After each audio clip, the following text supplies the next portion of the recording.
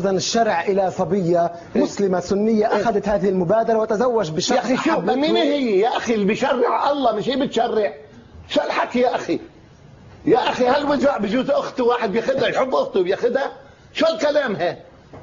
شو هالكلام نادين وويليام؟ شو الكلام هذا؟ شو الحب وحده كافي؟ منه كافي يا عيني. أنا بحترم كلام سماحة المفتي، أكيد بحترمه.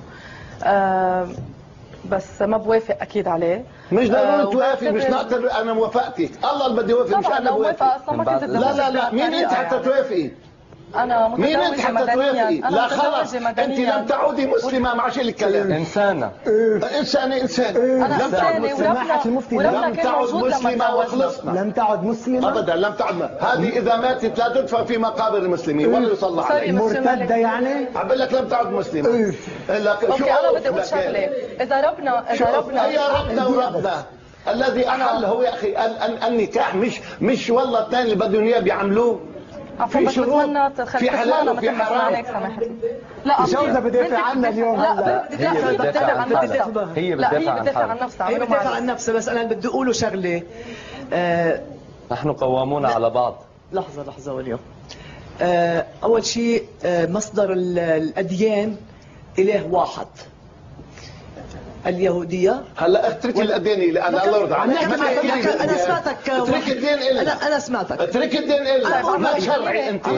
ما تشرعي. اترك الدين. لا لا لا لا لا لا الاديان ثلاثه ما تعرفي فيه ما تحكي فيه وكلهم بيعترفوا فيه. يعني يا اخي بعترف انا بالمسيحيه انه مسيحي. خياراتنا لنا كمان. خلاص يعني هو اله واحد نزل هالرسائل الثلاث بتوقيتات مختلفة. لك ما نزلها بالوقت واحد.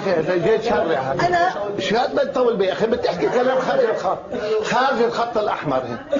خطت الأحمر يعني؟ تجاوزت كل الخطوط. تجاوزنا الأحمر وتبرنا الإله واحد اللي هو حط هذه الأديان الثلاث. خلينا نسمع نادين إذا كنت خلينا نجاوب. اولا بشكره على كل اللي حكاه، مع انه في كلام في يعني عدم احترام لخيارنا، بس انا بالرغم من هالشيء بحترم هو قناعاته. اكيد سماحه الشيخ مش انا عم بحكي شرع.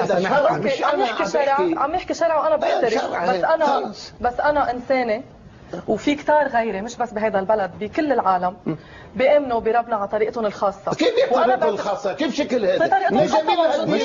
موجودين. مش حضرتك اي حدا بيقرر. مش قوميين بربط ما بدي. في دين ما بيجوز نتجاوز هذا الدين. بس عفوا سمحت. انا بعتبر خليني كفي معلش لا بدي اقطع. نادين تفضلي. وبعتبر انا زواجنا ربنا كان موجود. نعم. تعرفي الله الموجود ما سمح لك بالزواج. طبعا يعني مش موجود. اذا بتعرفي الموجود ما سمح لك بالزواج. سماحة المفتي. شو؟ الموجود سمح له. مين قال لك؟ سماحة المفتي. مين قال لك سمح له؟ سماحة الله وسمح. سماحة المفتي. شو الكلام؟ إذا بتريد لا ما تتدخل فيما بتعرفه. نعم سمح له. مروان مقصود. شو عندك سماحة المفتي؟ خلينا نسمع وجهات النظر. اهلا وسهلا فيكي. نعم. مرحبين فيكي. بتشرفي على بيتك. نعم. هذا الكلام انا ما بقدر اقبله. يعني في ناس ملحدين اذا بيتجوزوا ما بنيجي بنقول نكاح فاسد. يعني معروف شو معناته هالكلام نكاح فاسد. يا اخي يتزوج بس مش عفوا بس الزواج منه عباره بس عن نكاح. ما حدا طلب سماحة الزواج منه عباره بس عن نكاح. شو لك؟ لا هو رابط اقوى بكثير من شو هيك. النكاح يعني؟ إذا بتريد انه ينام معه بس الزواج. مش هيدا هو الزواج. مش هيدا هو الزواج. في زواجات تحت الذي خلقك هو الذي يشرع لك، انت مش ملك نفسك. 100% ملك نفسك. لا بدنا مش ملك نفسك. اكيد خلص انتهى المشروع. بس عفوا ما ملك نفسك. خلص بطلت. سماحة المفتي بس انا ما بقعد بهيك مجتمع. السلام عليكم. سماحة المفتي. وعليكم السلام.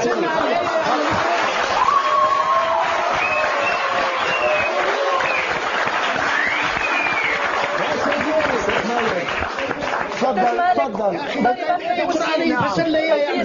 انا احتراما لسماحه المفتي. نعم.